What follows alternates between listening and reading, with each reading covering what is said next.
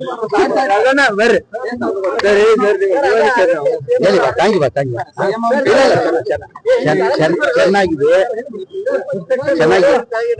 ಇವತ್ತು ಚೆನ್ನಾಗಿದೆ, ತುಂಬಾ ಚೆನ್ನಾಗಿದೆ. ಅದ್ ರಿಪ್ಲೈ ಮಾಡ್ಬೇಕಂತ ಹೇಳ್ಬಿಟ್ಟು ಸ್ವಲ್ಪ ಸ್ಟಡಿ ಮಾಡ್ಕೊಂತೀನಿ ಅಂತ ಕೂತಾರೆ. ಚೆನ್ನಾಗಿದೆ ತಿಂಡಿದ್ರು ಎಲ್ಲ ಚೆನ್ನಾಗಿದೆ.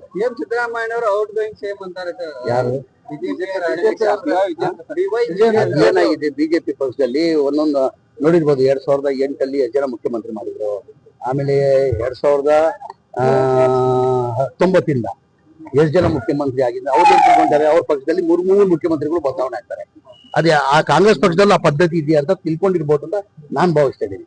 ಏನಕ್ಕೆ ಬಿಜೆಪಿಯಲ್ಲಿ ನೋಡಿರ್ಬೋದು, ಮೊದಲೇ ಬಾರಿ 2008 ಯಡಿಯೂರಪ್ಪ ಆದ್ಮೇಲೆ ಜಗದೀಶ್ ಶೆಟ್ಟರ್ ಆದ್ರು, ಯಡಿಯೂರಪ್ಪ ಆದ್ಮೇಲೆ ಜಗದೀಶ್ ಶೆಟ್ಟರ್ ಆದ್ರು, ಜಗದೀಶ್ ಶೆಟ್ಟರ್ ಆದ್ಮೇಲೆ ಸದಾನಂದ ಗೌಡ ಆದ್ರು, ಮೊನ್ನೆ ಯಡಿಯೂರಪ್ಪ ಆದ್ರು, ಬಸವರಾಜ ಬೊಮ್ಮಾಯಿ ಆದ್ರು. ಅವ್ರು ಏನ್ ತಿಳ್ಕೊಂಡವ್ರಂದ್ರೆ ಆ ಪಕ್ಷದಲ್ಲಿ ಆ ಪದ್ಧತಿ ಇದೆ, ಕಾಂಗ್ರೆಸ್ ಪಕ್ಷದಲ್ಲಿ ಆ ಪದ್ಧತಿ ಅಂತ. ನಮ್ಮಲ್ಲಿ ಆ ತರ ಇಲ್ಲ.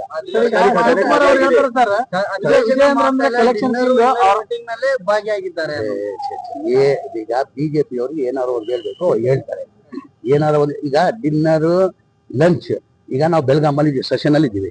ಎಲ್ಲಾರು ಮುಂಚೆಯಿಂದ ಇವತ್ತಿಂದ ಇಲ್ಲ, ಎಲ್ಲಾರು ಒಬ್ಬೊಬ್ರು ಒಂದೊಂದ್ ದಿನ ಊಟ ಕೊಡ್ತಾರೆ, ಸಾಯಂಕಾಲ ಊಟ ಕೊಡ್ತಾರೆ.